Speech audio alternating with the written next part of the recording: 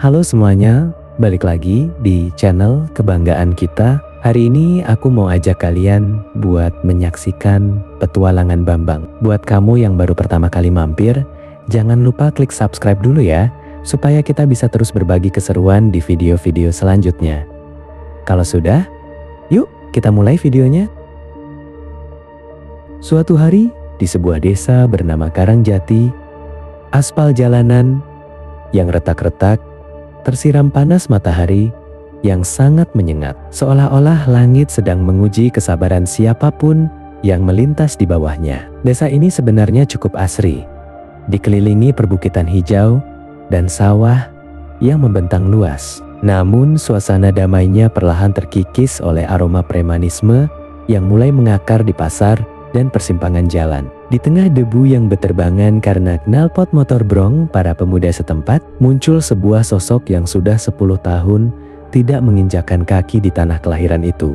Namanya Bambang. Bambang turun dari bus antar kota dengan setelan yang sangat santai. Hanya kaos oblong hitam polos, celana kargo, dan sepatu lari yang sudah agak kusam. Ia tidak membawa koper besar, melainkan hanya sebuah tas ransel taktikal yang tampak berat dan sebuah kotak kayu kecil yang didekapnya dengan sangat hati-hati. Seolah benda itu adalah nyawanya sendiri. Wajahnya tenang, jenis ketenangan yang sulit dijelaskan. Bukan tenang karena tidak tahu apa-apa, tapi tenang karena ia tahu persis apa yang sedang ia hadapi. Saat ia berjalan menyusuri jalan utama menuju rumah peninggalan kakeknya di ujung desa, langkah kakinya yang konstan tiba-tiba terhenti di depan sebuah warung kopi yang menjadi markas penguasa lokal. Di sana, duduklah Jago bersama gerombolannya. Jago adalah tipikal pemimpin preman kelas teri yang merasa sudah menguasai dunia hanya karena ia memegang kendali atas retribusi parkir dan lapak pasar. Tato di lengannya tampak memudar, dan puntung rokok tak henti-hentinya menempel di bibirnya yang hitam. "Woi, stop dulu. Kayaknya ada muka baru yang lupa bayar uang. Permisi di sini," teriak Jago dengan suara parau yang dibuat-buat agar terdengar sangar. Anak buahnya, sekitar 5 orang dengan rambut dicat pirang, tidak merata, dan jaket kulit yang mengelupas, langsung berdiri membentuk formasi mengepung. Suasana yang tadinya bising oleh tawa mereka mendadak hening, digantikan oleh ketegangan yang merayap di udara. Bambang berhenti tepat 2 meter di depan Jago. Ia tidak menunduk, tapi juga tidak menantang dengan tatapan mata yang beringas. Ia hanya menatap datar, seolah-olah gerombolan di depannya itu hanyalah gangguan kecil seperti lalat yang hinggap di makanan. "Permisi, mas-mas kalian. Saya hanya ingin lewat. Saya asli orang sini. Rumah saya di ujung jalan itu." "Rumah Mbah Wiryo," jawab Bambang dengan suara bariton yang sangat stabil. Tidak ada getaran ketakutan sedikit pun dalam vokalnya. Mendengar nama Mbah Wiryo, Jago sempat terdiam sejenak. Nama itu legendaris di Karangjati sebagai sosok sesepuh yang disegani. Namun karena Mbah Wiryo sudah lama tiada, rasa takut Jago berganti menjadi kesombongan. "Oh, jadi kamu cucunya si tua bangka itu? Sayang sekali, kakekmu sudah nggak ada buat melindungimu. Di sini aturannya baru, mau lewat harus ada uang bensin buat kita. Kalau enggak, tas yang kamu peluk itu jadi jaminan." Jago memberi kode pada anak buahnya yang bernama Gopar, seorang pria kurus tinggi dengan bekas luka di pipi. Gopar melangkah maju dengan gaya yang sangat provokatif, mencoba menarik tas ransel Bambang. Namun, sesuatu yang aneh terjadi. Saat tangan Gopar baru saja berjarak beberapa sentimeter dari tas tersebut, suhu udara di sekitar mereka mendadak drop secara ekstrem. Bukan dingin seperti AC, tapi dingin yang menusuk tulang seperti masuk ke dalam ruang otopsi. Bambang tidak bergerak secara agresif. Ia hanya memindahkan kotak kayu kecilnya ke tangan kiri, sementara tangan kanannya melakukan gerakan seperti menyapu debu di udara. "Mas, lebih baik jangan, saya baru saja menempuh perjalanan jauh. Saraf saya sedang lelah. Takutnya kalau disentuh, sesuatu yang saya bawa ini malah bereaksi di luar kendali saya," ucap Bambang dengan nada yang sangat sopan. Namun setiap kata yang keluar terasa seperti beban berat yang menekan pundak siapapun yang mendengarnya. Gopar tertegun. Ia merasa kakinya mendadak kaku, seolah tertanam ke dalam aspal. Ia mencoba menggerakkan tangannya, tapi otot-ototnya seakan mogok kerja. Keringat dingin mulai bercucuran dari pelipisnya meski matahari sedang terik-teriknya. Para preman lain yang melihat keanehan itu mulai merasa ada yang tidak beres. Atmosfer di sekitar Bambang terasa bergetar. Ada gelombang energi yang tidak kasat mata, namun bisa dirasakan secara intuitif sebagai ancaman maut. Jago yang tidak mau kehilangan muka di depan anak buahnya kemudian membentak, "Hei Gopar, kenapa bengong?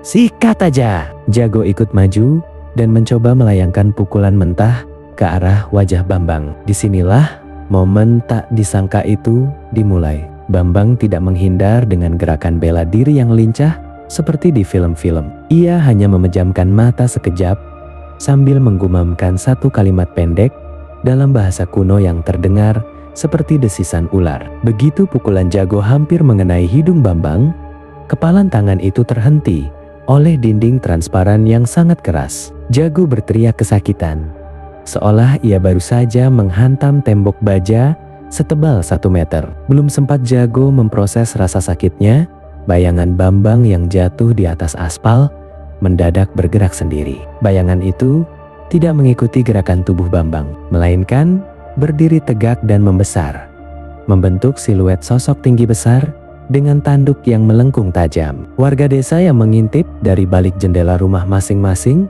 hanya bisa beristighfar dan merinding. Mereka melihat para preman yang biasanya begitu pongah, kini justru terlihat seperti anak ayam yang kehilangan induknya. Tekanan aura dari warisan ajian kuno yang dibawa Bambang mulai bermanifestasi secara fisik. Angin puyuh kecil terbentuk secara spontan di sekeliling mereka, menerbangkan debu dan daun kering hingga membentuk pusaran yang mengepung gerombolan Jago. "Ini peringatan pertama, Mas.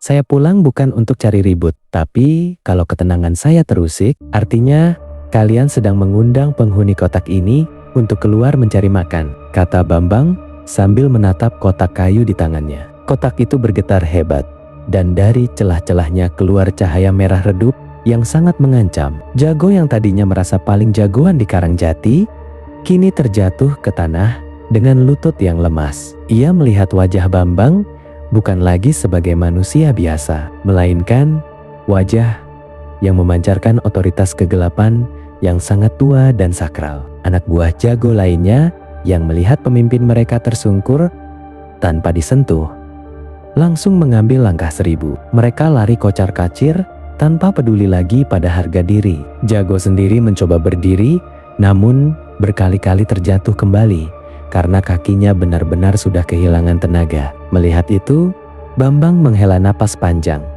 meredam kembali energi yang meluap dari tubuhnya. Seketika, suhu udara kembali normal dan bayangan raksasa itu menghilang, menyatu kembali dengan tanah. Bambang kembali melangkah perlahan, melewati Jago yang masih gemetar di tanah. Ia berhenti sebentar, tepat di samping telinga Jago yang sedang merunduk ketakutan. "Sampaikan pada teman-temanmu yang lain, Desa Karangjati sudah punya penjaga baru. Mulai hari ini, setiap rupiah yang kalian peras dari pedagang pasar harus kalian kembalikan. Jika tidak, jangan salahkan saya kalau kalian tidak bisa lagi melihat matahari besok pagi," bisik Bambang dengan nada bicara yang sangat sopan, tapi mengandung janji kematian yang nyata. Bambang melanjutkan perjalanannya menuju rumah Mbah Wiryo dengan tenang, meninggalkan Jago yang masih terpaku memandangi aspal yang baru saja diinjak oleh pria sederhana itu. Tak ada yang menyangka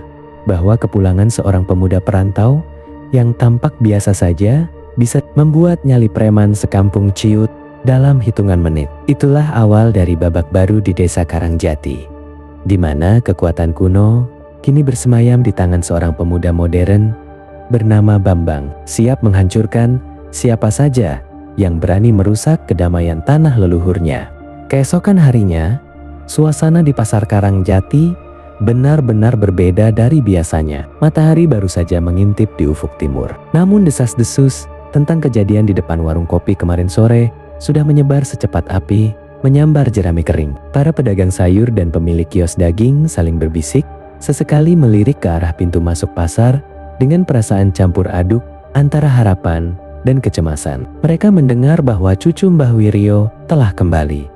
Dan dia bukan sekadar pemuda biasa yang bisa ditindas. Bambang muncul tepat pukul 6 pagi. Kali ini ia mengenakan kemeja flanel kotak-kotak yang lengannya digulung hingga siku, dipadukan dengan celana jeans gelap. Wajahnya tampak segar, seolah baru saja menyelesaikan meditasi panjang. Di pinggangnya terselip sebuah dompet kulit tua, namun yang menarik perhatian adalah aura yang dipancarkannya begitu dominan, hingga orang-orang secara tidak sadar membukakan jalan saat ia melintas. Ia berjalan santai menuju lapak Mbok Darmi, seorang penjual jamu sepuh yang sering menjadi sasaran pemerasan anak buah Jago. "Bok, jamu beras kencurnya 1 gelas ya, tolong buatkan yang agak kental," sapa Bambang dengan senyum ramah yang sangat tulus. Mbok Darmi gemetar saat menuangkan jamu, bukan karena takut pada Bambang, melainkan karena ia melihat 3 anak buah Jago sedang berjalan mendekat dengan wajah yang dipaksakan garang. Meski sisa ketakutan kemarin masih membekas di mata mereka. Salah satu dari mereka, seorang pria berambut kuncir bernama Kancil, mencoba menggebrak meja kayu Mbok Darmi. "Heh, Mbok, mana setoran buat minggu ini? Jangan pura-pura lupa karena ada tamu di sini," teriaknya. Meski suaranya sedikit parau saat matanya beradu pandang dengan Bambang. Bambang tidak langsung merespon, ia meminum jamunya hingga habis. Meletakkan gelasnya dengan perlahan, lalu mengeluarkan selembar uang Rp50.000. "Bok, ini untuk jamunya, sisanya tolong simpan saja buat beli vitamin," ucap Bambang tenang. Ia kemudian menoleh ke arah Kancil. "Mas Kancil, kalau tidak salah namanya ya, saya rasa kemarin saya sudah bilang pada bos kalian kalau hari ini sistem penarikan pajak ilegal ini sudah dihapus." Kancil tertawa hambar, mencoba memprovokasi temannya yang lain. "Lu pikir lu siapa, hah? Kemarin si Jago mungkin lagi apes atau kena hipnotis, tapi di sini di tengah pasar lu nggak bakal bisa macam-macam. Serahkan uang lu sekarang atau lapak Simbo ini gue acak-acak." Begitu tangan Kancil hendak menjangkau toples kaca Mbok Darmi, Bambang hanya meletakkan telapak tangannya di atas meja kayu yang rapuh itu. Secara ajaib, seluruh pasar mendadak sunyi senyap. Suara riuh rendah tawar-menawar dan mesin motor di kejauhan seolah-olah dimatikan oleh kekuatan yang tidak terlihat. Di mata Kancil dan 2 temannya, pemandangan di sekitar mereka berubah. Pasar yang tadinya terang benderang mendadak diselimuti kabut hitam pekat yang dingin. Mereka melihat Bambang tidak lagi duduk di bangku kayu, melainkan berdiri tegak di atas hamparan air yang berwarna merah darah. Di belakang Bambang muncul seekor harimau raksasa dengan bulu hitam legam dan mata emas yang menyala-nyala. Harimau itu mengaum tanpa suara. Namun getarannya membuat tulang rusuk para preman itu serasa mau patah. Ini adalah manifestasi dari ajian lebur seketi yang mulai bekerja pada level psikologis paling dalam. "Kalian tahu apa yang paling menyakitkan dari rasa takut?" bisik Bambang. Suaranya terdengar seperti berasal dari segala arah, bergaung di dalam tempurung kepala mereka. "Bukan saat kalian dipukul, tapi saat kalian sadar bahwa nyawa kalian bisa diambil kapan saja tanpa kalian sempat berkedip." Kancil mendadak jatuh terduduk. Celananya basah. Ia mengompol karena ketakutan yang luar biasa. Teman-temannya yang lain hanya bisa berdiri mematung dengan mata melotot. Tubuh mereka kaku seperti di semen. Di dunia nyata, para pedagang hanya melihat Bambang yang sedang diam menatap mereka. Namun bagi para preman itu, mereka sedang menghadapi sakaratul maut. Bambang kemudian mengangkat tangannya sedikit ke atas, dan tiba-tiba seluruh koin dan uang kertas yang ada di dalam kantong plastik yang dibawa Kancil, uang hasil perasan pagi itu, terbang keluar dan mendarat dengan rapi di depan pemilik lapak masing-masing. Uang-uang itu seolah memiliki nyawa, terbang kembali ke pemilik sahnya tanpa ada yang kurang Rp1 pun. "Sekarang pergi dari sini dan sampaikan pada Jago kalau dia masih punya nyali, temui saya di makam kakek saya nanti malam. Kita selesaikan ini secara jantan, tanpa melibatkan orang-orang kecil yang hanya ingin mencari nafkah, tegas Bambang. Begitu Bambang melepaskan tangannya dari meja, kabut hitam itu sirna seketika.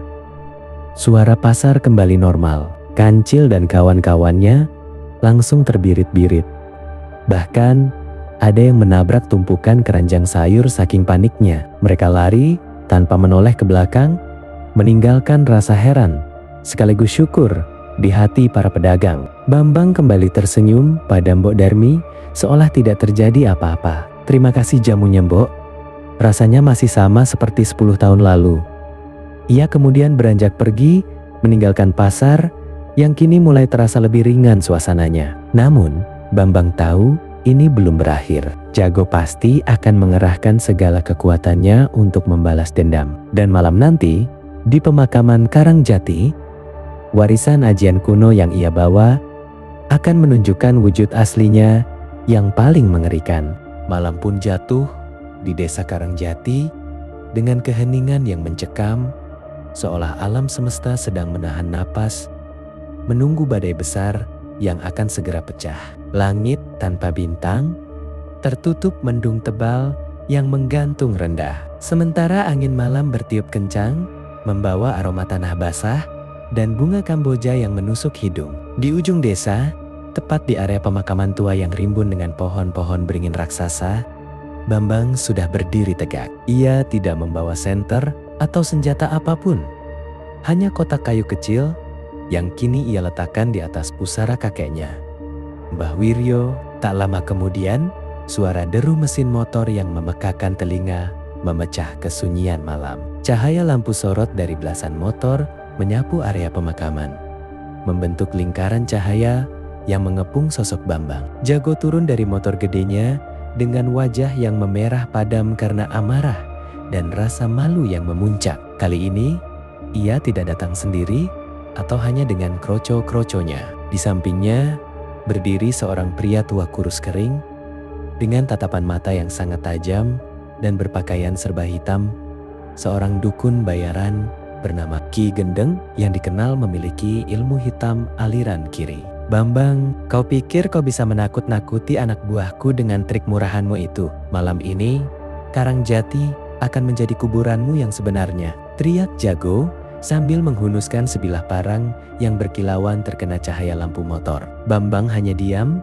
matanya terpejam rapat. Ia tidak sedikit pun gentar saat Ki Gendeng mulai komat kamit merapalkan mantra kutukan. Tiba-tiba dari arah semak-semak muncul ribuan kelabang dan kalajengking yang merayap cepat menuju kaki Bambang, hasil kiriman ilmu hitam Ki Gendeng. Namun, tepat satu jengkal sebelum menyentuh sepatu Bambang, hewan-hewan berbisa itu mendadak hangus terbakar menjadi abu, seolah menabrak dinding api yang tak terlihat. Ilmu kacangan, ucap Bambang lirih. Ia membuka matanya, dan kali ini bola matanya tidak lagi berwarna coklat tua, melainkan berubah menjadi emas murni yang bercahaya di kegelapan. Mas Jago dan Anda, Ki Gendeng, kalian telah melewati batas yang tidak seharusnya disentuh oleh manusia. Bambang meletakkan telapak tangannya di atas kotak kayu kecil itu. Begitu tutup kotak terbuka sedikit, sebuah ledakan energi spiritual berwarna biru keunguan menghantam udara. Tekanannya begitu dahsyat, hingga semua motor yang lampunya menyala mendadak mati total. Mesinnya seolah terkunci, meninggalkan mereka dalam kegelapan yang pekat. Suasana berubah drastis. Tanah di pemakaman itu seolah mencair, dan dari bawah tanah muncul rantai-rantai bayangan yang langsung mengikat kaki Jago dan seluruh anak buahnya. Ajian lebur seketi. Tahap akhir, suara Bambang kini berubah menjadi suara ribuan orang yang berbicara bersamaan.